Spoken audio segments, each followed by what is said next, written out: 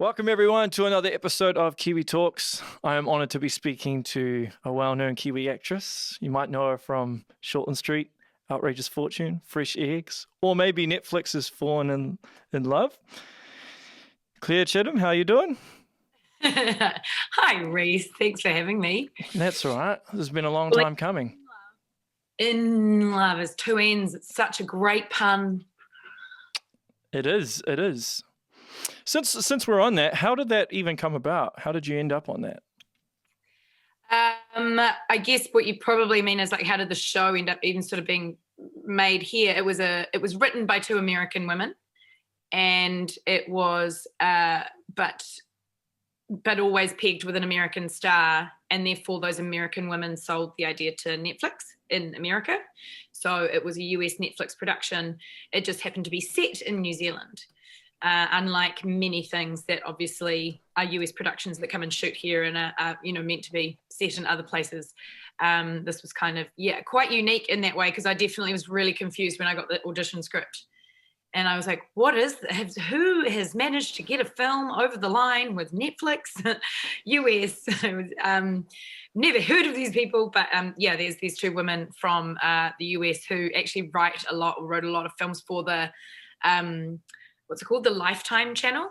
You know, that Hallmark movie channel, those sort of channels in the US that are famous for making very lovely, safe, kind, no kissing until the last scene or, swearing sort of type movies.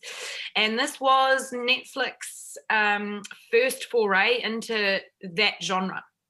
So the movie was, written by two Americans, but pitched to be shot in New Zealand, and, had the storyline of an American woman who sort of gets sent to this far off country because she wins an inn, which again is also something that Kiwis are like, what's an inn? We don't really call them inns, but it's the same as a B&B, a bed and breakfast, but of course in America they call them an inn. So it's quite weird for Kiwis to watch the film, because we're like, what is going on here? And there's things in the movie that was script that even we as Kiwis were kind of like, oh no, you've got the wrong person saying that. Like that person wouldn't say yeah, nah. And that person wouldn't kind of, have a little colloquialism. So we worked with the writers quite a lot to play with those things. But and instead you have this American in a fish out of water story in a small town in New Zealand, fictional town, of which I was the, what was my job? I own the plant centre, the botanist of the town. And then and lovely Anna Julienne, who was kind of like the uptight Charlotte, owned a competing inn with freaky, terrifying dolls in it. And Blair String was the baker, the gay baker, and him and his husband. It was great. So you've got lots of quirky little characters in it, but obviously the star was Christina Milian, who was delightful. Yeah, so what was it like working across her? I was a huge fan of her music growing up. Yeah, I know. It's really funny how many people have said that, and like as soon as I sort of say she was the star of the movie, the eyes light up and they're like, dip it low. Oh yeah, amazing song. And I didn't realize she'd done a reality TV show of her own, called The Milians, or The Milians Make Millions or something like that. I still haven't watched it. She is adorable. She's a very, very sweet and lovely, talented young lady who was here. Like her daughter came down for a little while, and I think she left after shooting and fell pregnant with her next child, and now she's just had another child, so she's got 3 in total. And you would think that she's about 22 years old. Like she looks exactly the same as she did back then, and but really kind and sweet and lovely to work with. And it's a comedy. We were all trying to inject it with as much sort of silly physical comedy and stuff like that as we could, and she was totally always on board, throwing herself downstairs and playing with goats and doing car stunts and stuff like that. She was into it, so it was really cool. But of course we had an Australian playing our hero male New Zealand lead, which of course lots of Kiwis and Australians were like, huh, pretty sure this dude's from Australia. But the majority of the audience, unfortunately, overseas wouldn't wouldn't notice, although actually I've had lots of fans. There was a lot of fans who wrote things about like, why is an Australian playing a Kiwi from lots of places. And I think they were surprised by how many people figured that out, because we're all a little bit more savvy with our global ears now. We are, because I think some people think that Australian and New Zealanders sound the same, but we don't. We certainly don't. Not when you're from here. And yeah, Adam was cool. I just think he was going to try and do a New Zealand accent at some point, and then I think probably to his credit he went, nah, I'm not even gonna bother, because you either get that really wrong and then you get slammed for getting that really wrong, or just speak as yourself. And there's a backstory where he was raised in Australia that nobody even talked about. I think that's what we went with in the end. Fair enough. What's the difference between, say, working on a film and a television series? Oh, so many differences. I mean, obviously not as many as the difference between theatre and TV, but I think with a film, up front, you have the whole piece, you've got the whole script, everybody knows what the blueprint for this project is. And especially like as a guest character, or even like sometimes leads in films, or like when it comes to the shoot, you don't always actually have a lot to do. So if I look at that shoot and think about those of us that featured quite heavily in it as sort of guest characters, we might have only shot something like 7 days out of, I think, like a 20 to 25 day shoot. So your, just the practical, physical impact of what you're doing is obviously not as big as a TV series. It doesn't take up as much time. And a TV series is sometimes you have more time with a film, because we didn't with this one, to be honest. This film was definitely shot hard and fast, and that's always to do with the budget.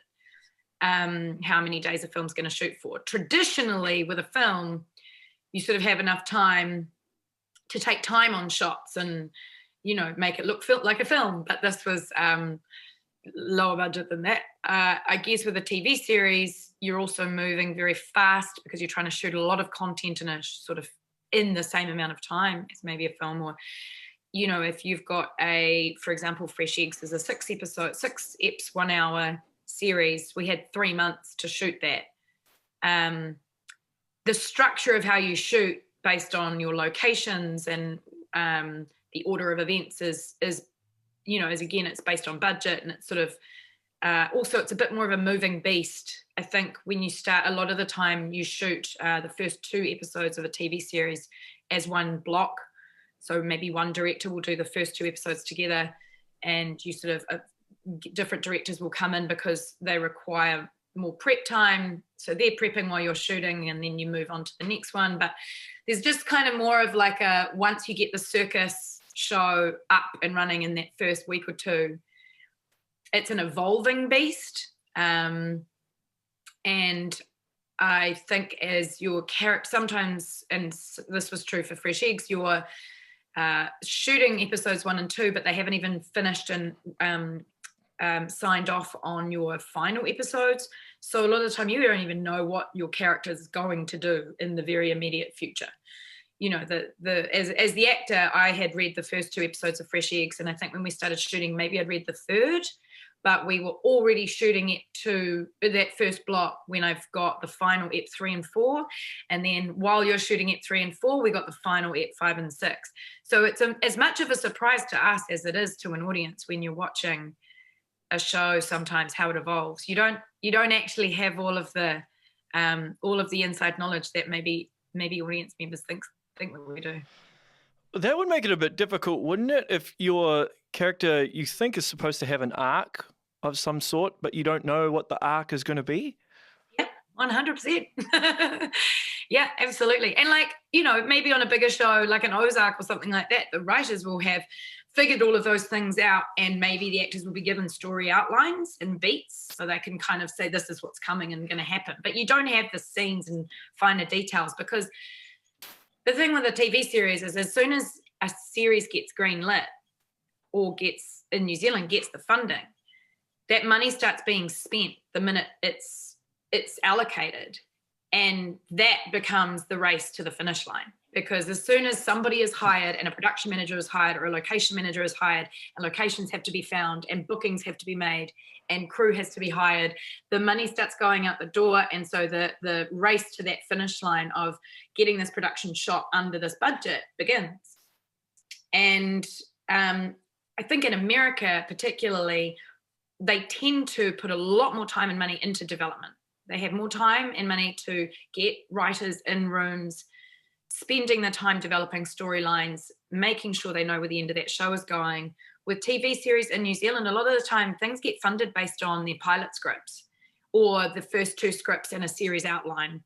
And and so once that funding money's been allocated, you know, as soon as you kind of have a production outlet, like the production dates lined up and people are starting to be employed, you're off and running. And it's just kind of, a race to get it done.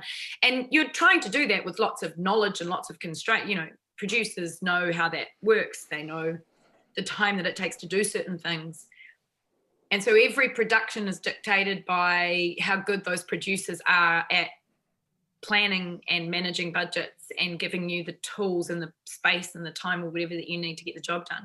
But as an actor, I guess I got really used to it on Shortland Street as well. You know, you start with a character and who you're playing. What that character does is going to change and evolve. And I, you know, ended up on a show for 7 years where the storylines, you get those storylines are being written every 6 weeks. So you could turn into the murderer, you could turn into the villain, you could turn into the goofy comic, you know, and so with something like Fresh Eggs, the characters were more clearly drawn out, but we didn't know where they were going to go. But yeah, I guess that's a part of the skill set of making television, and I kind of love it. It keeps things very alive. I think if you know, like, it's if you've read a book and you know what happens in the end, and then you had to go and tell somebody what that book was about, you probably by the time you've done it 3 or 4 times, you might give quite a boring reading of what the story and the plot is in that book. And so your opinion of things starts to change the more that you know it. And so there is something to be said for the kind of alive nature of, like, and then they're going to do this. And, you know, like, it's, I think it keeps it alive in the filmmaking process. Just the same as like something like a huge Marvel movie that, I guess, you know, the script is very well drawn out and it's all very well planned. But when you come to shoot on the day, you're still always looking for gold and a new beat that wasn't there before, or the actor to deliver a line in a way that changes an idea for everybody. And that's where I love the collaboration of television, because the writer has set out these ideas, which, you know, in the best circumstances can be viewed as a blueprint for what the show can be, as opposed to a concrete idea.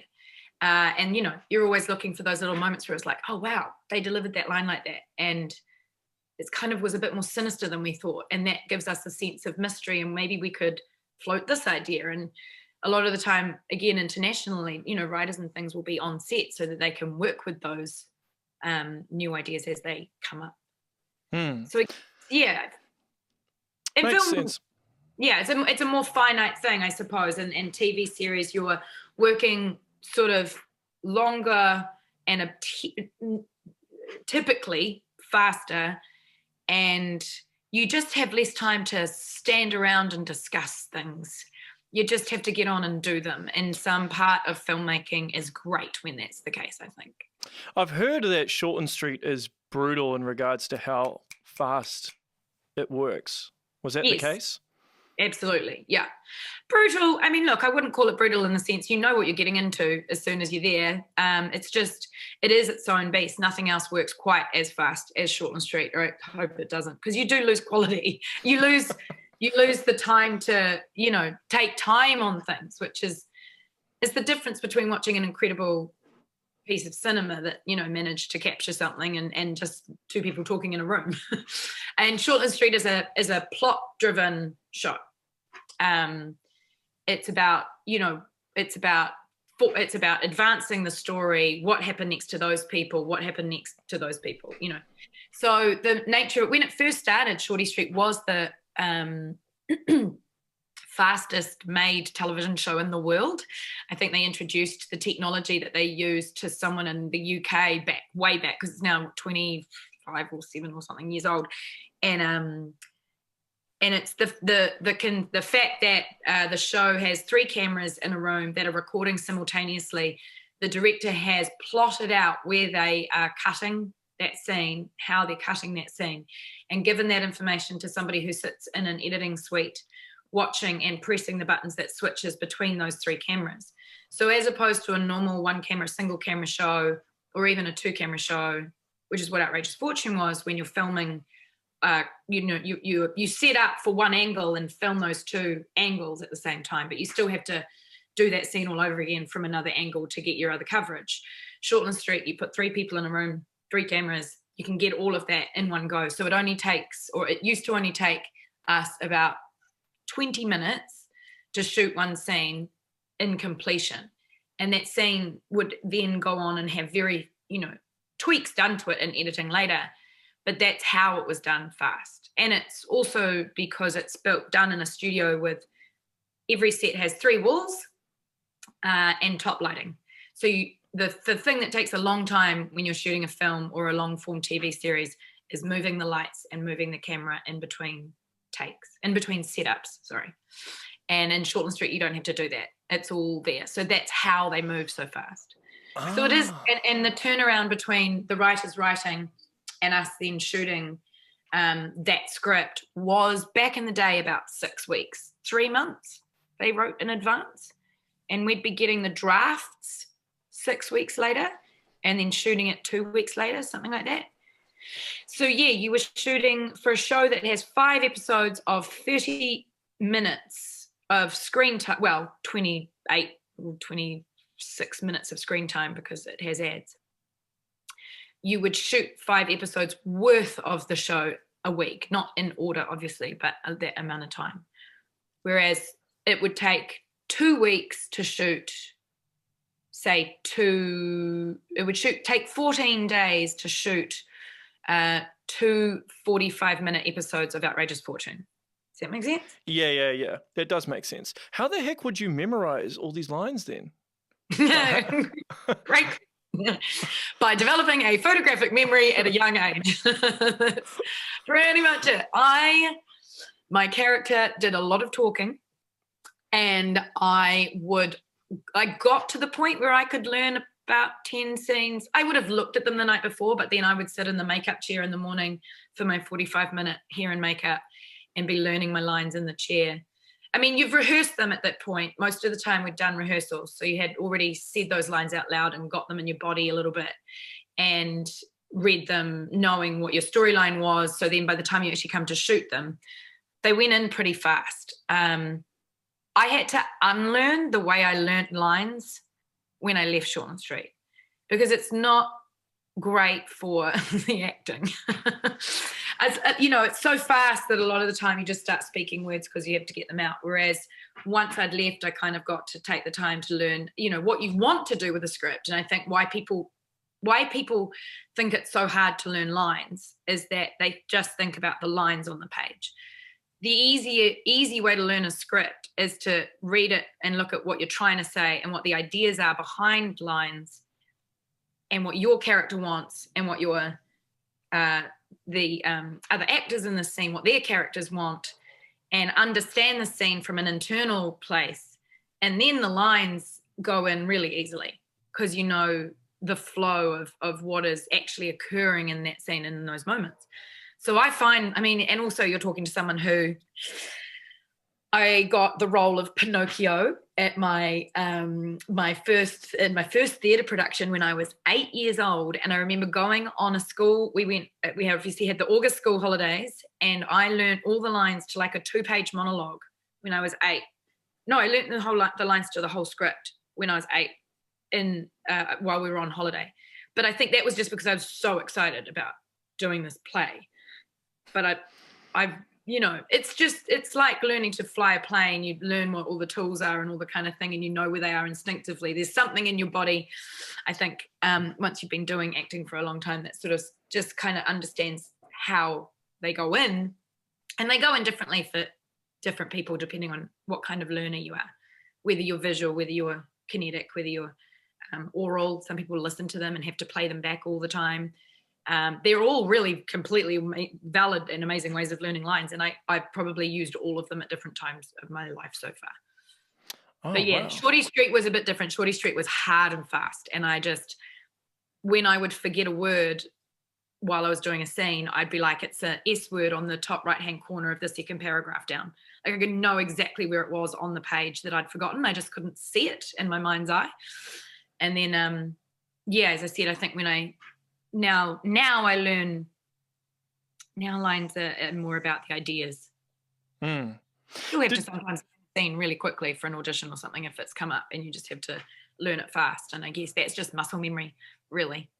Did you get sore facial muscles from smiling so much? Because Waverley smiled a lot, right? I don't know if I got sore facial muscles then, but I do have a story about one time that I did. Robin Malcolm, who of course at the time was playing Nurse Ellen on Shortland Street, and I got to go to Fiji for a promotional trip. I think we were taken there by the Women's Day magazine or something like that. And it was my 21st. I remember it because it was my 21st birthday. I turned 21 while I was over there. And Shortland Street is hugely popular in Fiji. And it was the first time any Shortland Street actors had gone there. So we were a very exciting big hit. And I had about 3 different birthday cakes and all the rest of it. But I remember that Robin and I were sitting outside the airport waiting to fly back home. And, anyone who's been to Fiji, there's a weird like midnight or 1 o'clock in the morning flight home just because of the time difference or something when you leave Nandi. And we were sitting at the airport and I turned to Robin and I just remember going to say something and then going like, I couldn't pull my cheeks down. I was like, my face is here and it's stuck here and it hurts. And I've just realized it's because we haven't stopped smiling for 7 days and talking to people. And this is really weird. So that's the only time that my face got stuck by smiling. I had to do filming for the launch of the Hamilton to Auckland train. I was doing some filming there, and I had to film Jacinda for a majority of the time there. And I was wondering if her facial muscles were getting sore because of the amount of time she was smiling. I reckon it probably does. I reckon she definitely have some tight jaw issues at some point. Yeah, for sure. I mean, gosh, and she gets us to have so many photos. It's like, bam, bam. You just get used to it. Yeah. Did you go see the Outrageous Fortune house before it got demolished?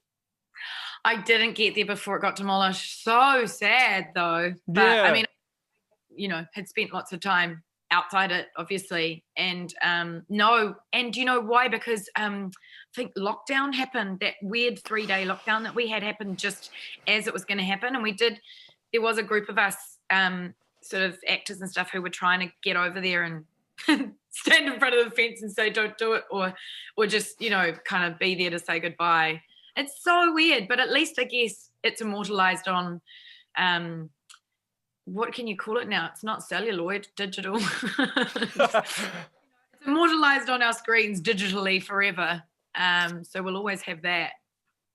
Yeah. I used to live on Royal View Road. So when I used to go to school, I'd see it all the time. So I haven't actually been back yet. So I don't know how I'm going to feel when I drive back. And there's going to be something else there. It'll be weird. Yeah. So that was 2006 was when I was on it and I started in season 2. And so 2005 must have been the first year. But yeah, it's rolled a good 10 years of the show. Crazy. No, when did they shoot West Side up to? Only like a couple of years ago, eh? Or 1 year? Yeah, I lose track of time. Anyway, yeah. Amazing that it lasted, it lasted for that, but it's kind of weird. And I suppose it's poetic that it was demolished as the last season of that show was filmed. Yeah, bittersweet. Yeah, exactly. Yeah. What was it like working across John Rhys Davies on Fresh Eggs? John is one of those fabulous actors who the first moment that we met, he sat down and started telling me stories about Peter O'Toole and, working with oh God, I want to say Sir Ian McKellen, but that's not who I mean. John Hurt. You know, like he has worked with some of the greatest actors in the world in his time and is a great storyteller. And so I got lots of stories and his big booming voice, and he's a very large personality, and it was wonderful. Like I had a lot of fun. He is I think that like Fresh Eggs was, when we started, was a very, if you've seen it visually, it is a very unique kind of show in that lots of single setups for scenes in a very wide angle lens that are not very typical. So I guess a typical version of shooting TV would be that you kind of come into a scene to shoot it and you shoot a wide master and then you come in closer for your coverage. And as actors, you get used to the idea that because of the pace of television, you can kind of use that wide master as a, you know, not as a rehearsal because you're shooting at some point, but like kind of finding your feet with the scene, and you might be making little choices just about how you're saying something or where you're using a prop. And then you know that you've got time to kind of get to a sort of slightly better or bigger or whatever level of performance when it comes in for your close-up, or when it's going to be on my close-up. You can, like, for example, if I was doing a crying scene, then you might kind of know that you don't have to get yourself to that emotional place every single time, that you need to save yourself a little bit for your close-ups and not give away too much of your emotional energy when the camera's on another person and you're not actually being seen, because you have to conserve that energy. And with Fresh Eggs, Cohen and I had started shooting that show. The first 14 days of that shoot, Cohen and I were in every single scene, and which is really unusual and unique, and also a total gift and amazing, because him and I got to find our feet with each other and our kind of rhythm, and learn very quickly, which we didn't know at the beginning, that, you know, we're going to be on a show where you rehearse it and block it, and then when we start shooting it, you're literally sometimes only doing 2 setups. So it wasn't that typical style, because it's done in a much more graphic and I guess comic book kind of style, which there's that British show, are we swearing on this? Yeah, you can swear, of course. It's called, I swear a lot, but the show's called The End of the Fucking World. It's on Netflix. Beautiful. It's based off I think it was a Stan Lee comic, and it's sort of real center framing and very cinematic and very wide. And we had got used to the fact that we were shooting like that, and you just get used to the fact that you're only going to sometimes get a couple of takes, and then they're turning around and getting one more angle, and then we're done and we're moving on to another scene.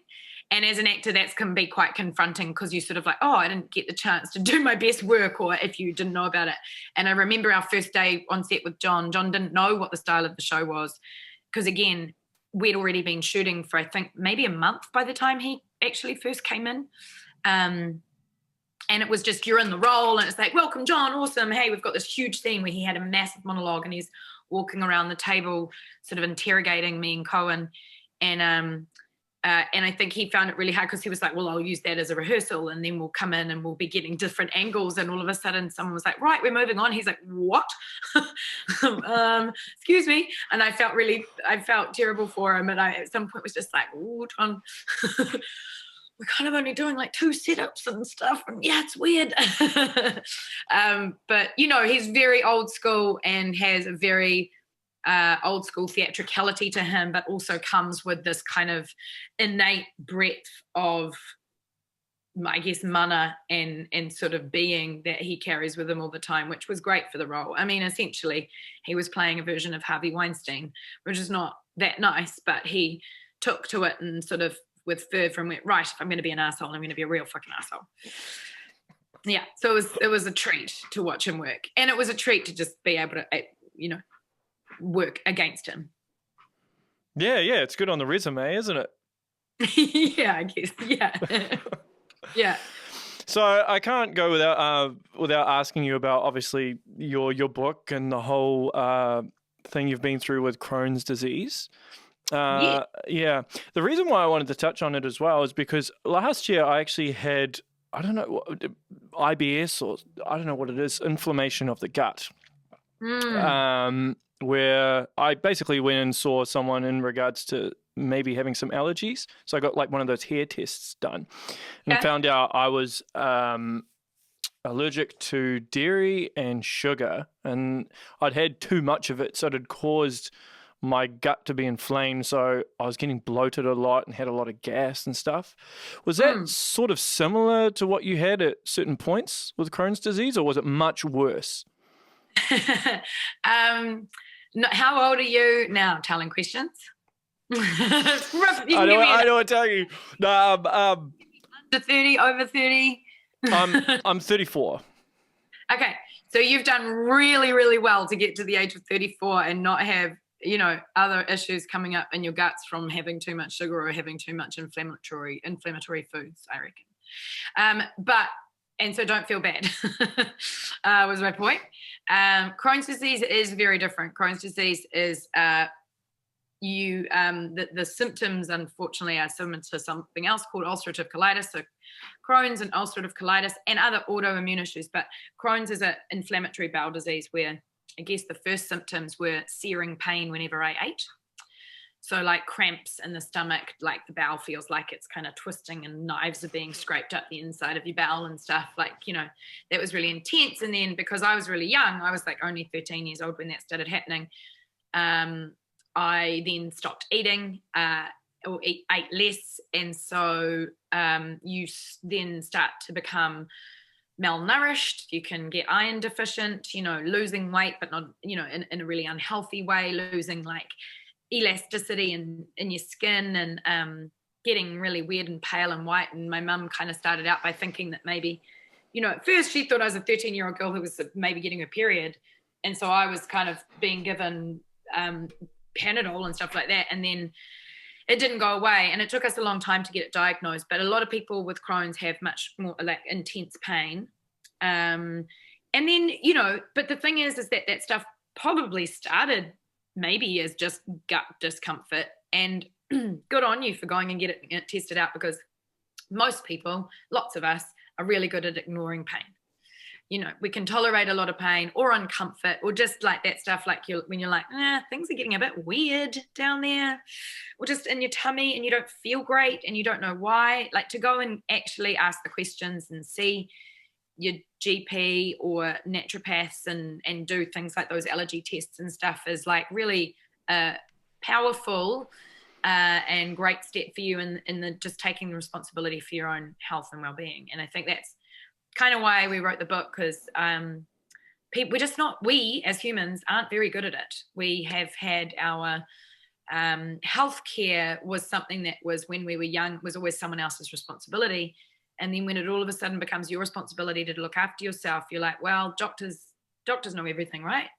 And the reality is now they don't, because our species is evolving, our food systems are flawed, you know, diseases, i.e. COVID viruses, are evolving, and you know, like we're living in an evolving world, and it's evolving rapidly. And I think humans learn really slowly, and our behavior takes a long time to catch up.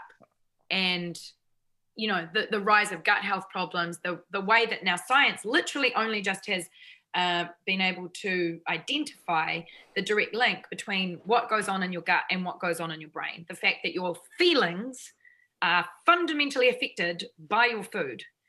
And even now, like by your food and what happens in your gut. And the fact that not everyone is born with the same gut bacteria. Everybody is born with a different garden of microflora in their gut. So everyone is coming at it from a different place in the first place. That's why I, you know, tanked at the age of 13 and you've taken till 34 to, you know, start to have a few issues cropping up. But yeah, what I've learned is inflammation is still, you know, number one biggest cause of disease in the body, and that disease is now a term that we should look at, meaning dis-ease of the body, and that is that it can be physical, it can be mental, it can be emotional, it can be spiritual, it can be energetic and cellular. And so I guess it's just something I've now had a relationship with all of that stuff for such a long time. I'm an avid learner and I've been really curious about it all. I became a Pilates teacher because I loved learning about the function of the body and the way the body is knitted together and how it works. I'm fascinated by that kind of stuff as an actor anyway. You know, like I love learning about people and why we do the things we do and how we do the things we do. And so it's kind of, for me, just a part of that knowledge base. And I'm also just a storyteller. And so it's been a bit of a mission to kind of, bring that story of what I did when I had Crohn's, what I learned about it, how I healed my body, and how I've sort of had to keep working at it to stay healthy ever since then. And now I've got 20 years of having looked after my body and not got sick, which is great for me. But, I guess I've learned a few things that I wanted to share with people along the way. And so it was really important for me to kind of find an interesting way to tell that story. And it's not just a book about me telling that story. It's I don't have it here. It's in the other room. It's a really beautiful coffee table book, hardcover, with gorgeous pictures that we took out here at Piha. I'm actually out at Piha at the moment.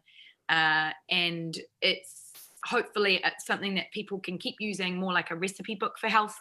It's got lots of little ideas in there and ways that you can, I think the biggest, thing you can do for your health is make small adjustments, try an alternative to something. Like if, nobody wants to be told that they have to stop everything all at once. None of us. And sugar is wonderful. Is delicious, and there's all these things that we've been, gluten is great, and there's all these things that we've been told are now bad for us, that we've all been eating our whole lives. So I get why it's really hard to all of a sudden go, do I have to stop it all at once? And the answer is no, not unless you're really, really, really sick. But you can start to use or try alternatives that can make making big changes a little bit easier on yourself. So I just think you don't have to become perfect. You don't have to become some saint of wellness, walking around and doing yoga and breathing deeply and, only eating kale. You need to be practical and reasonable about it. And I have learned that. And so I've written a book to kind of try to speak to that a little bit more. So do you keep like a food diary? Because I've kind of got a diary of foods that I know if I have too much of, I react to. So say if I have potatoes, bread, pasta, if I have too much of it, I bloat a lot. So I kind of avoid that. So instead of potatoes, I might have kumara, for example. I won't have pasta. I might have rice instead. But do you have like certain foods that you avoid and certain foods that you replace? Yeah. And I think keeping a food diary when you're having to learn about this stuff for yourself is really useful, because it's just really good to see it written down, in front of you. And that having 3 of those things at once is going to cause bloating, but it doesn't mean that you can't, not have a piece of bread if it's a sourdough, or a seeded piece of bread for your toast in the morning, if that's something you love, but then making those substitutions is really good. And that's totally what I did back when I was changing my diet. Now that it's changed, it's pretty good. And I just don't eat the stuff that's bad for me. You just learn it and you kind of know it for yourself. But I think that thing of listening to your body, noticing like, wow, I ate too. My brother's doing it a little bit at the moment too. He is like, it's really hard to control your diet if you're out at work all day and you have to buy lunch, and all we sell in New Zealand, it seems, is giant sandwiches and bakeries filled with bread. But the difference is if you're eating that at lunch and you're having toast in the morning and you're having potatoes for dinner and some pasta and some rice, it's far too much for your body to break down, and it is likely that might start to hurt after a while. So the idea would be to try and go, I'll just have that, potato in the evening or the pasta in the evening, but I make sure I'm eating a salad for lunch, or cereal or something different in the morning. Like, you've just got to look at the balance of it all. And so I definitely used food alternatives to get to where I got to. For me, I had to stop dairy for a little while, but now I love a good piece of cheese, but I don't drink normal milk. I drink milk alternatives because it was too heavy for my system. And you just get to a point where you realize balance means little bits of everything is okay, but a lot of everything is just not great for any of us. And then you have to listen to your own body and pick your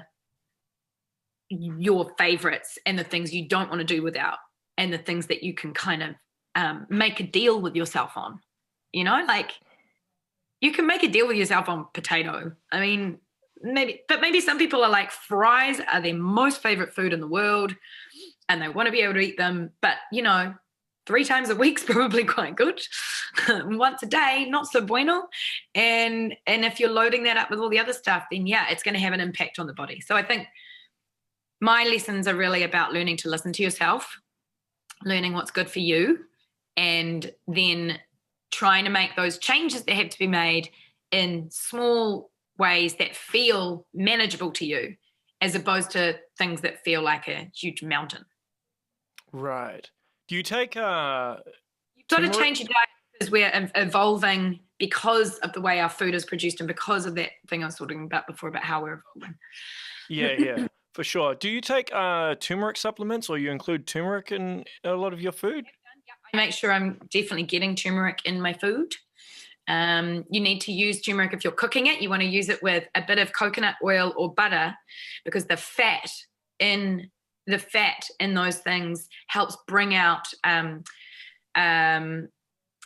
piperine, which is the name of the component inside turmeric that actually is the part that is anti-inflammatory for our bodies.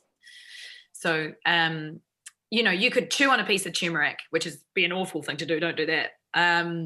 But it's not necessarily going to be great for you. You know, that's not going to do a hell of a lot. But if you cook it in your food or put it in a smoothie, but you've got a little bit of fat and a bit of black pepper, it brings out the piperine in the root. And that's what's good for us. And that's why taking the supplements is obviously a much easier way to do that. And you want to make sure you've got a supplement that's got piperine in it, which most of them do now. Because that's what they need. So yeah, it's really good for you to help with an anti-inflammatory diet. Because I take one every morning with something called neem oil. I've heard of that. I don't know what that's good for though. It just helps with making sure that the food is easily digested in the body. Particularly with me, because I have constipation issues, so like it just makes sure that I have good bowel motions and helps with the inflammation as well. My partner's Indian and she knows all these herbal medicines, so that's why. Brilliant! Oh my God! I mean, I wish I had that kind of knowledge, but the Ayurvedic, we talk about that in the book. So good for you.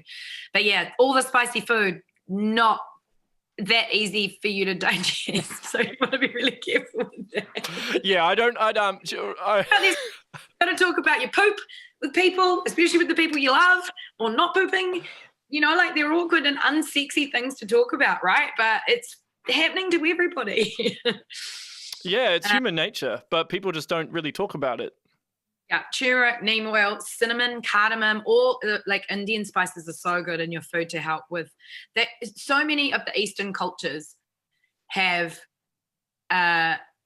components to their diets that are 100% health related. It's it's all like so many of those diets have things that are literally medicinal foods. Like, you know, let food be thy medicine is a definitely an adage that I kind of live by. Like it can help heal for sure. And it can do a lot of damage. Yeah. I was talking to my partner recently about this, about how the lifestyle that we live today is very different from the olden days, right? We're not as active as we used to be. So obviously we're not digesting like we used to. So therefore, and a lot of processed food. So when we're eating it and we're not as active, it's just a bad combination. Yeah, it was designed to food was designed to be fast when everybody was going to work every day and, you know, very active. And it was designed to give you sugar and energy. And now we're not using that energy because we're sitting in front of computer screens. So it's going into our cells and doing damage. And that's why it's like we need to be eating less, and we need to be eating more nutritious food. And we need to know that the food that we're eating is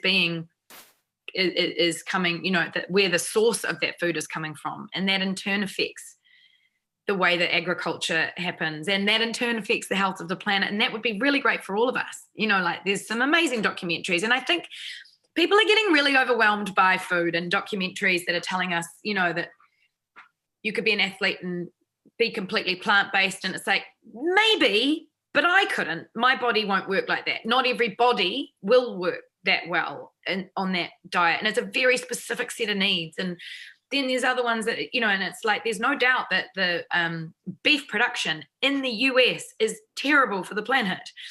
It's not quite the same in New Zealand. So it's just that sort of, we need cyclical farming and animal. There's just so much information out there. I won't get into it because it'll become a whole different podcast. That I think people get very overwhelmed by it and don't know where to go for the right information. And really, you just have to be your own judge and juror. You have to pay attention to what your body is telling you, what your needs are, what feels good for you.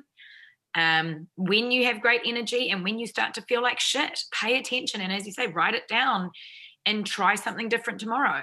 Don't have to solve the world's your problems like in a day, but it's, I have to constantly work at it. And sometimes I get really busy and stressed, and sometimes I take a step back and go, I know that I'm getting a bit inflamed when my joints get a bit creaky, or I get dryness and redness in my skin, and I'm like, oh, my body's getting angry. Generally, it means I've been having too much wine or too much sort of baked goods or something. I've got a bit sugary, or I've got emotionally stressed. So I have to go and do things to keep myself in check. And that's how I use all of the things I've learned to try to keep balance in my life.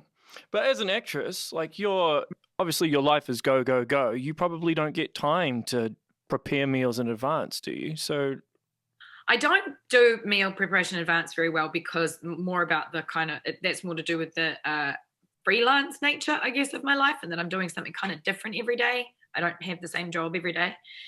And that, I run around a lot, and but I do pretty good at making sure that there's, like, I know there's always good stuff in my fridge. And I think when it comes to the acting side of things, I've got much better at energy management.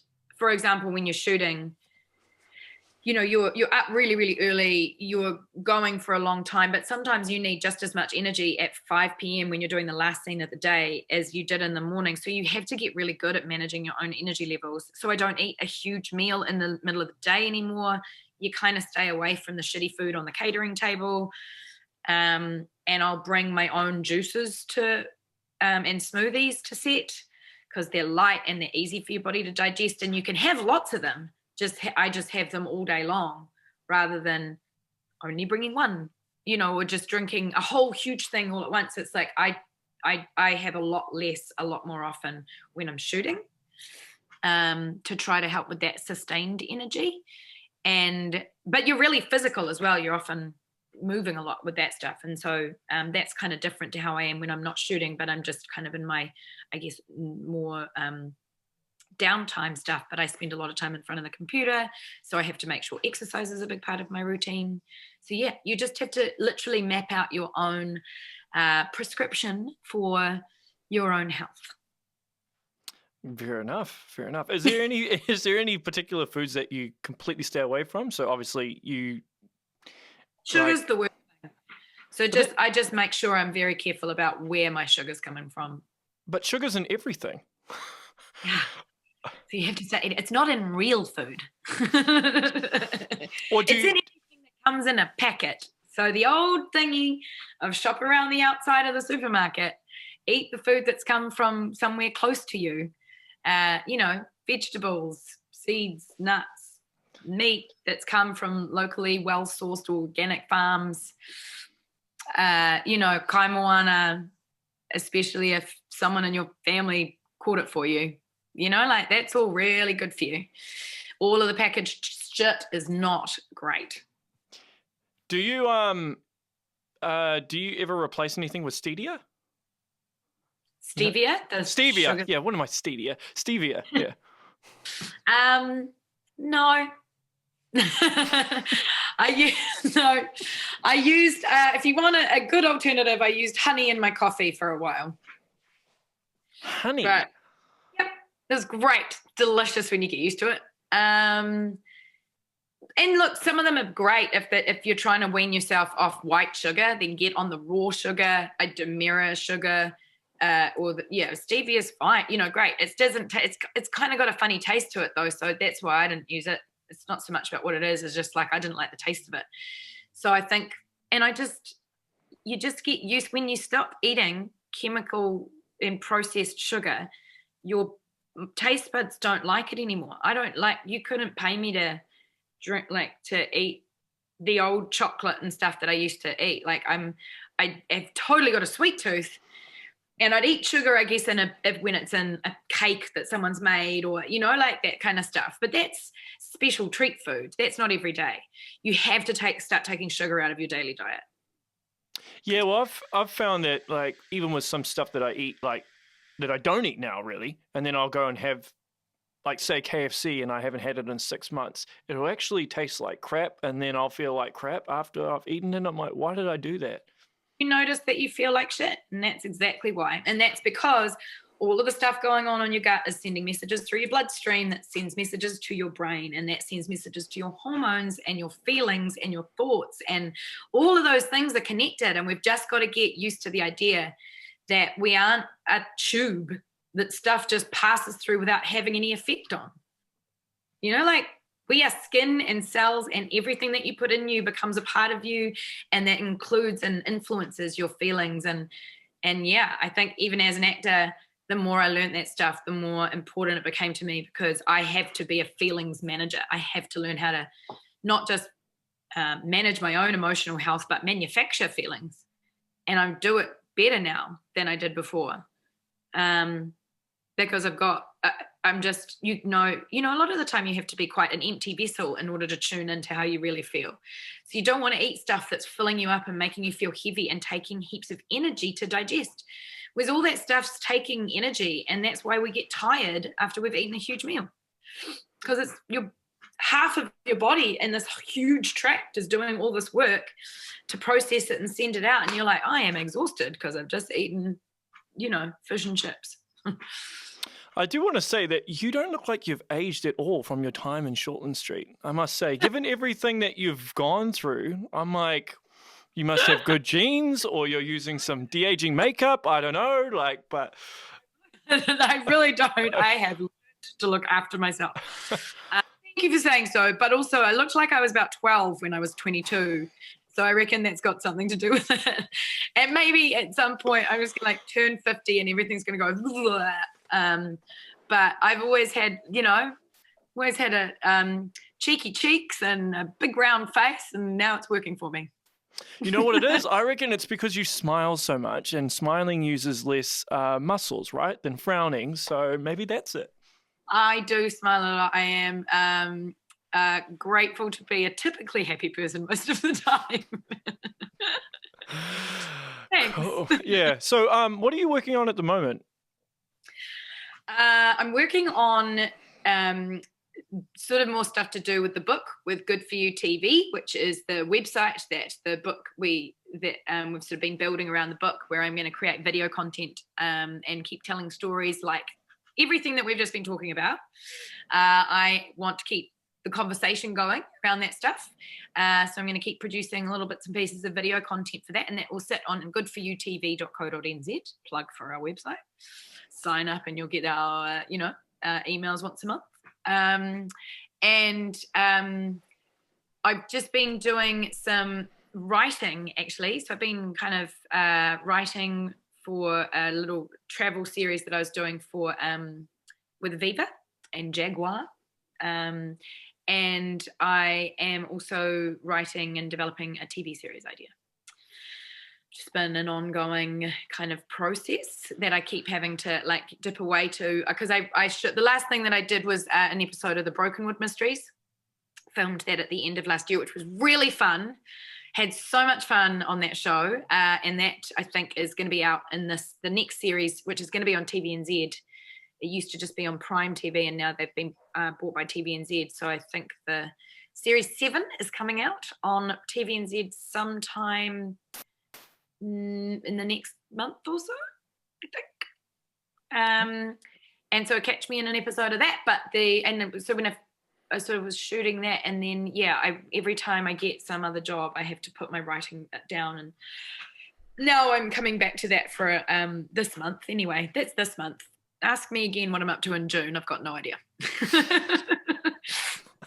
Oh, well, you're keeping busy. I'm really comfortable with that now. Yeah. Cool. Well, hey, I'll wrap up there. Thank you so much for doing this. It was so pleasure to chat. I'm sorry it turned into a chat about your digestive troubles. I feel your pain. I hate hearing that people are into, and just suffering. It's really confusing and difficult, and that's why I kind of get quite passionate about trying to help people. Well, I like discussing it primarily because I still think it's something that a lot of people don't know about. I mean, the only reason I know about it is because my partner pointed it out. Right. That's at the time, but that's a completely valid and important way for that kind of stuff to be brought up when somebody else in your life that you care about is going, hey, you're not okay. And that's the true with mental health, with physical health. It's just, and that's like I say, we're very, very, human beings are very good at tolerating and ignoring pain of some kind. It can be really little, but it is the little things that turn into big diseases in a year's time. And honestly, getting onto stuff like that now is how you will take care of your health in a much more longer form, and how you can hope maybe prevent diseases long term. The idea of catching something scary earlier rather than later, whilst it's still scary, is definitely better than the alternative. I 100% agree. Yeah. Well, hey, Claire, thank you so much for doing this. It was an honor to chat to you. So I very much appreciate it. No worries. It was all good. Yeah. Okay. That's the show, everyone. Make sure you share, like, and subscribe. And until next time, stay safe.